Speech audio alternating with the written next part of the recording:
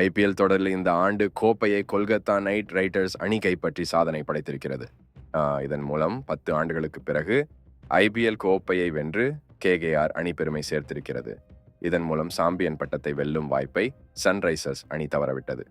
இந்த நிலையில் போட்டி முடிவடைந்தவுடன் பிசிசிஐ செயலாளர் என்ற முறையில் ஜெய்ஷா சாம்பியன் பட்டம் வெல்லும் அணியினரை சந்தித்து பேசுவது வழக்கம். ஆனால் கேகேஆர் அணியின் கேப்டனான ஸ்ரேயாஸ் ஜெய்ஷாவை கண்டுகொள்ளாமல் சென்றிருப்பதாக ரசிகர்கள் குறிப்பிட்டுள்ளனர். இதற்கு காரணம் பிசிசிஐ ஊதிய ஒப்பந்தத்தில் இருந்து ஸ்ரேயாஸ் ஐயரை ஜெய்ஷா தான் நீக்கினார். இதனால் தான் ஜெய்ஷாவை கண்டுகொள்ளாமல் ஸ்ரேயாஸ் சென்று விட்டதாக கூறப்படுகிறது. ஆனால் பரிசு வழங்கும் நிகழ்ச்சிக்கு முன் நடைபெற்ற சில விஷயங்கள் அனைவரின் கவனத்தையும் ஈர்த்து இருக்கிறது. அதாவது கேகேஆர் அணியின் மென்டராக இருக்கும் கம்பீர் தேடி சென்று ஜெய்ஷாவை சந்தித்தார். மேலும் இருவரும் கைகுலுக்கி தங்களுடைய மரியாதையை பகிர்ந்து கொண்டனர்.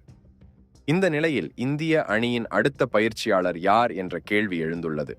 டிராவிட்டின் பதவிக்காலம் முடிவடைந்துள்ள நிலையில் அடுத்த பயிற்சியாளராக கௌதம் கம்பீர் வர அதிக வாய்ப்பு இருப்பதாக கூறப்பட்டது.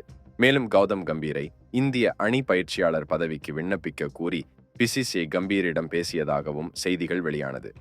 இந்த நிலையில் கம்பீர் ஜெய்ஷாவை தேடி சந்தித்து இருவரும் சிறிது நேரம் பேசிக் கொண்டிருந்தார்கள்.